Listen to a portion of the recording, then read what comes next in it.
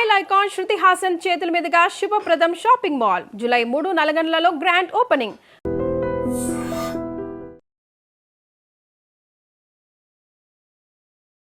నమస్కారం, మీరు చూస్తుంది ఐ డ్రీమ్. నేను మీ కీర్తి. నాతో పాటు ప్రముఖ ఆస్ట్రాలజర్ బ్రహ్మశ్రీ నందిబట్ల శ్రీహరి శర్మ గురుగారు ఉన్నారు. నమస్కారం గురుగారు.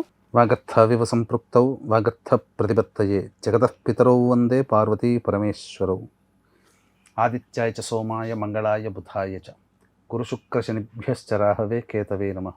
శృంగేరి జగద్గురు పీఠాధిపతులకి, కంచి పీఠాధిపతులకి నమస్కారములు తెలియజేసుకుంటూ కార్యక్రమాన్ని ప్రారంభిద్దాం.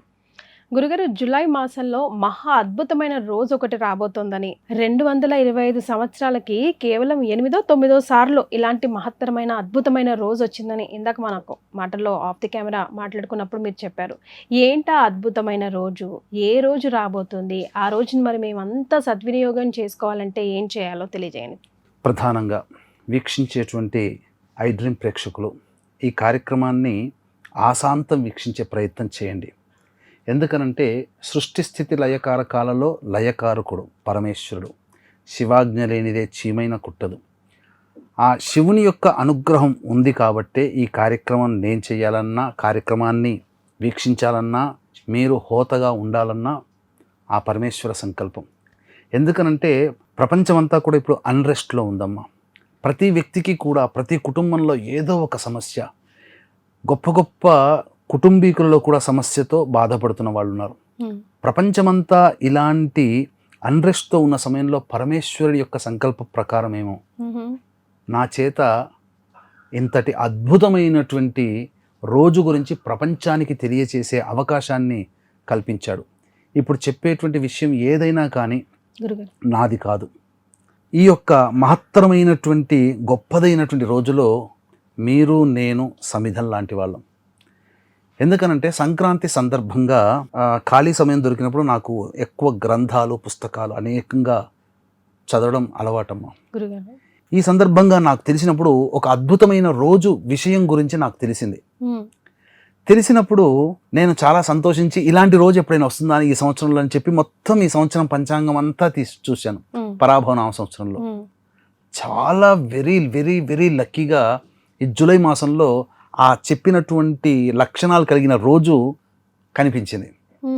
అంతటితో ఆగకుండా ఇలాంటి రోజు వచ్చింది, మంచిది, ఇంకా భవిష్యత్తులో ఎప్పుడు వస్తుందని చెప్పి ఇంకా ముందుకు వెళ్ళాను.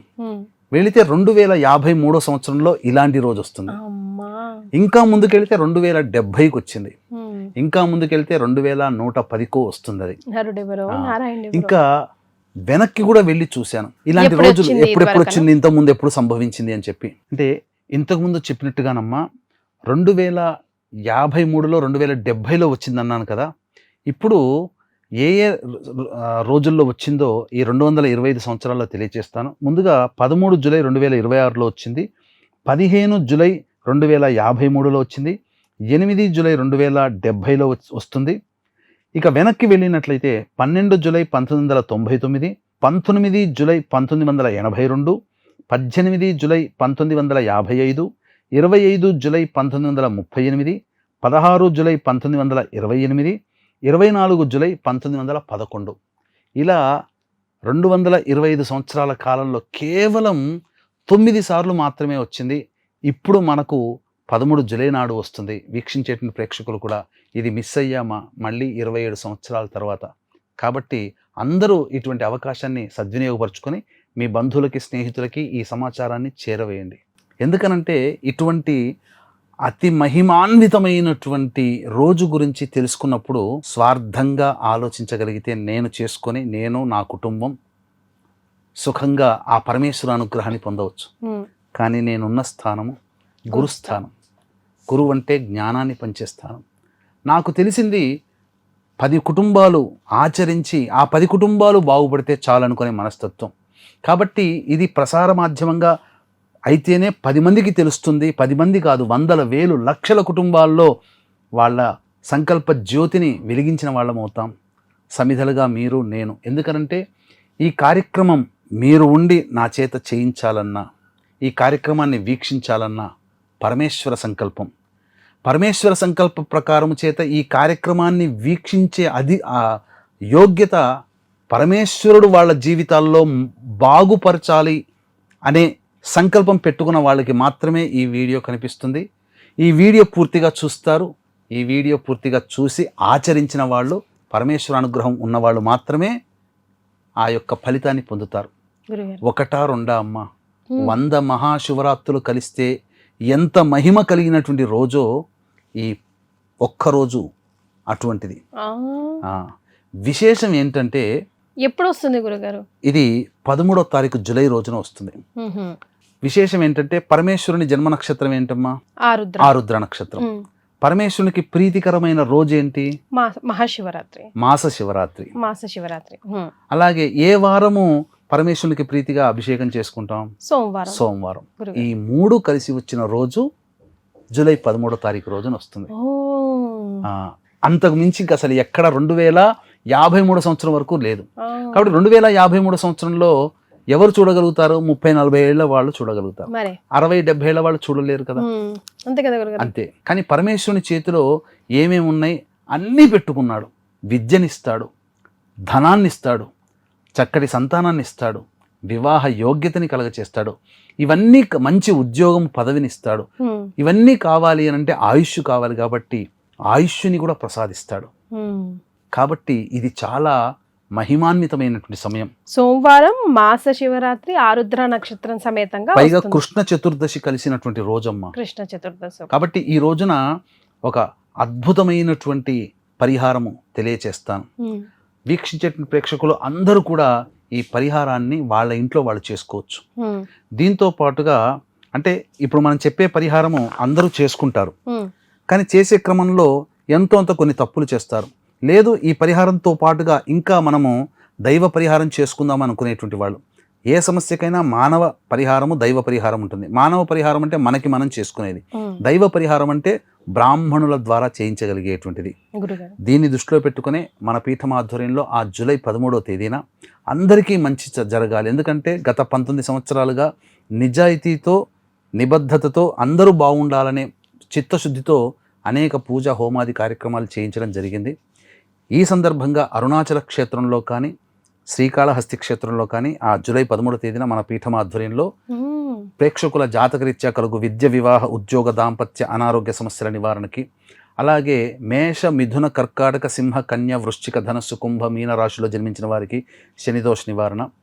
ముఖ్యంగా ఇప్పుడున్నటువంటి ఆన్లైన్ దాంట్లో ఏదో ఒక హోమమే చేస్తారు, అది కూడా సరిగ్గా జరుగుతుందో లేదో తెలియదు. కానీ నేనే దగ్గరుండి ప్రతి కార్యక్రమం చేస్తాను కాబట్టి అనేక రకాల హోమాది కార్యక్రమాలు ఇందులో చేయించడం జరుగుతుంది. ఆరోగ్యం కోసం మృత్యుంజయ హోమం, ప్రయోగ బాధలు, కోర్టు సమస్యలు, శత్రు నివారణకి సుదర్శన హోమము, విద్యాప్రాప్తికి ఎందుకంటే అకాడమిక్ ఇయర్ ప్రారంభమైంది కాబట్టి సరస్వతి హోమము, దక్షిణామూర్తి హోమము, అలాగే ప్రధానంగా జనాకర్షణ, ధనాకర్షణ, వివాహ దోష నివారణకి, ఆర్థికపరమైన ఇబ్బందుల నివారణకి లక్ష్మీ హోమము, స్వయంవర కళా హోమము, ప్రత్యేకంగా కాలసర్పదోషంతో బాధపడుతున్నారు. ఇప్పుడంతా కూడా కాలసర్పదోషంతో నడుస్తుంది. గత 2-3 నెలల్లో ఎవరైతే పుట్టారో వాళ్ళందరూ కాలసర్పదోషంతో సంబంధించినటువంటి వాళ్ళే.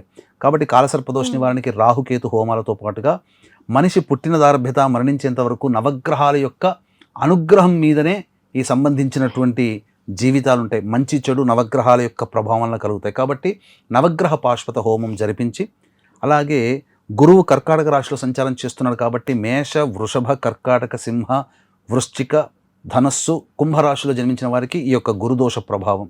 కాబట్టి గురుదోష నివారణ పూజలు, హోమాలు జరిపించి కరుంగలి మాల ఇవ్వడం జరుగుతుంది. ఈ కార్యక్రమం అమృత ఘడియలైనటువంటి 13వ తారీఖు సాయంకాలం 4 గంటలకి ప్రారంభమవుతుంది. కేవలం 54 మందికి మాత్రమే అవకాశము.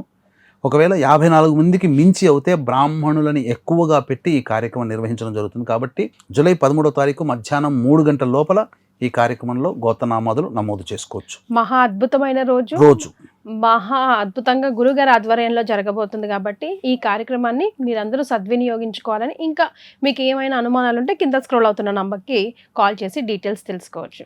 గురుగారు పరిహారం ఏం చెప్తారు? పరిహారం ఈ రోజున ప్రధానంగా 13వ తారీఖు రోజు కదమ్మా, 12వ తారీఖు రోజున తీసుకోదలిచినటువంటి జాగ్రత్తలు వస్తువులు చెప్తాను. మారేడు దళాలు ఒక 150 వరకు తెచ్చుకోవడం, చక్కగా తడిబట్టతో చక్కగా వాటిని శుభ్రం చేసి పవిత్రంగా ఒక చోట పెట్టుకోవడం. అలాగే గరిక పోచలు, మారేడు దళాలకు ఎలా అయితే 3 ఉంటాయో 3 పత్రాలు ఉంటాయో గరికకి పోచ కూడా అంచున 3 ఉంటాయి. ఆ 3 ఉన్న తొడిమె దగ్గర కట్ చేసి ఆ 3 ఉండే విధంగా పట్టుకొని అవి కూడా వీలైనంతగా జాగ్రత్తగా తడి బట్టతో తుడిచి జాగ్రత్త పెట్టుకోవాలి. తదనంతరం ఇక పరమేశ్వరుని యొక్క సంకల్పం చేసుకొని ముందు రోజు రాత్రి ఎటువంటి మద్యపానము, ధూమపానం, మాంసాహారము, అలాగే దాంపత్య జీవితం లేకుండా శుచిగా నేల మీద నిద్రించితే మహామంచిది.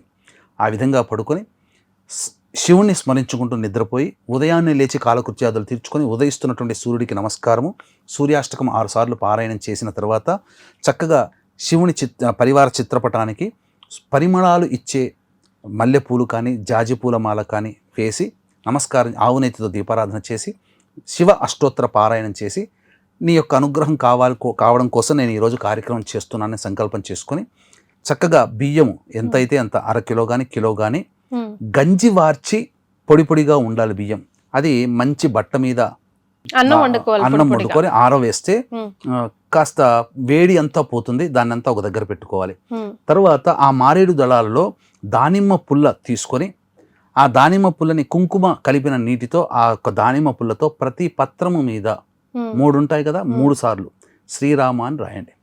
అలా ప్రతి మొత్తం మారేడు దళాలన్నిటి మీద రాసి తదనంతరం దేవాలయానికి చేరుకొని కాళ్ళు చేతులు ముందుగా కుడి కాళ్ళు తర్వాత ఎడమ కాళ్ళు కడుక్కొని నోటితో 3 సార్లు గాయత్రి మంత్రం చెబుతూ పుక్కిలించి ఉమ్మేసి నవగ్రహాల చుట్టూ శివాయ నమః అంటూ 27 ప్రదక్షిణలు చేసి తదనంతరం ఆ యొక్క గణపతి దగ్గర తెచ్చుకున్నటువంటి గరిక పోచలు ఉన్నాయి కదా అందులో కొన్ని ఆ గరిక పోచతో గణపతికి ఓం గణాధిపాయ నమః వినాయకాయ నమః అనుకుంటూ 11 సార్లు నమస్కారం పెట్టుకుంటూ ఆ గరిక పోచని స్వామి పాదాల దగ్గర పెట్టి ఈ యొక్క స్వామి అనుగ్రహం కోసం నేను చేస్తున్నాను, నాకు నిర్విఘ్నంగా ఆ స్వామి అనుగ్రహం ప్రసాదించమని వినాయకుడికి విఘ్న వినాయకుడికి నమస్కారం చేసుకొని తదనంతరం నంది దగ్గరక, ఎందుకనంటే వృషభ వాహనుడు పరమేశ్వరుడు కాబట్టి నంది దగ్గరికి వచ్చి చెవిలో నా మారుగా నా కోరికగా నీవు ఆ పరమేశ్వరునికి సంకల్పం తెలియచేయి స్వామి అని చెప్పి మన కోరిక ఏదిందో ఆ స్వామి యొక్క చెవిలో చెప్పడం. తదనంతరం పరమేశ్వరాలయానికి చేరుకొని ఆ పరమేశ్వరాలయంలో సంకల్ప ప్రకారముగా అభిషేకము చేసుకోవాలి. ఈ విధంగా పంచామృతాలతో అభిషేకము జరిపించి తెచ్చుకున్నటువంటి ఆ యొక్క మారేడు దళాలు కాదు అన్నముతో అభిషేకం చేయాలి. ఎందుకంటే ఆ రోజు ఆరుద్ర నక్షత్రం, మన సంకల్పానికి పుష్టినిచ్చేటువంటిది అన్నముతో చేసే అభిషేకం కాబట్టి చేసిన తర్వాత గరిక పోచలతో మారేడు దళాలతో అర్చన చేయాలి. అయితే సాధారణంగా దేవాలయం గర్భగుడిలో ఇప్పుడు ప్రవేశం చేయనివ్వట్లేదు కాబట్టి మారుగా ఉపదేవాలయంలో భాగంగా అక్కడ ఎక్కడైనా కానీ పరిసర ప్రాంతాల్లో శివలింగం ఉంటుంది, ఆ శివలింగానికి చేసుకోవచ్చు. తదనంతరం సుబ్రహ్మణ్య స్వామిని దర్శనం చేసుకోవడం, అమ్మవారిని దర్శనం చేసుకొని అమ్మవారికి కుంకుమార్చన జరిపించుకోవడం చేయాలి.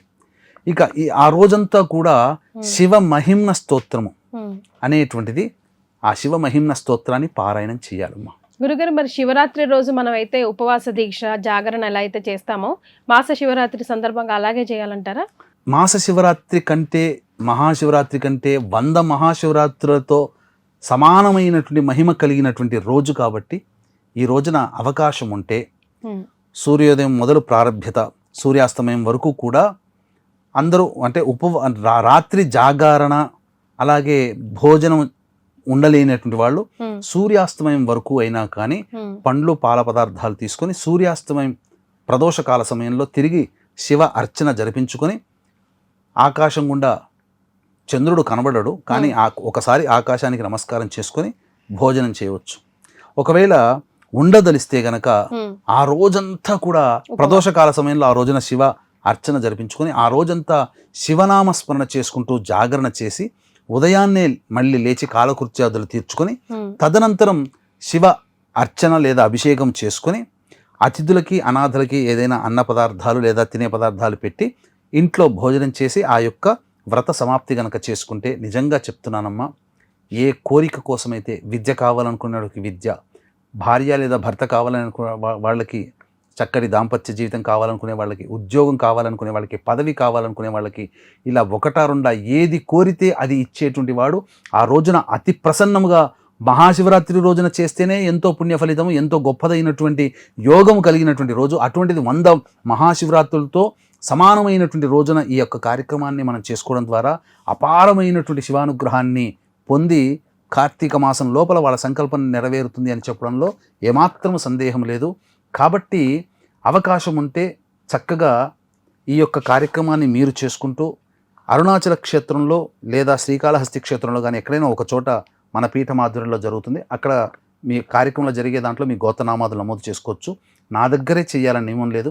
ఎక్కడైనా కానీ మీకు నమ్మకం ఉన్న చోట ఎక్కడైనా చేయించుకోండి. కానీ మీరందరూ బాగుపడాలి, మీ యొక్క సంతోషంలో నేను భాగస్థుని అవ్వాలని మనస్ఫూర్తిగా కోరుకుంటున్నానమ్మా. సంతోషం గురుగారు. నిజంగా మహత్తరమైన రోజుని చాలా మందికి తెలిసి కూడా ఉండదు. మీ ద్వారా మేము తెలుసుకున్నాం. ఐడ్రీమ్ ప్రేక్షకులు నిజంగా ఎంతో పుణ్యం చేసుకుని ఉంటారు. ఈ రోజుని మనం అందరం కూడా సద్వినియోగం చేసుకోవాలి. ధన్యవాదాలు గురుగారు. సర్వం శ్రీ ఉమామహేశ్వర పరబ్రహ్మార్పణమస్తు.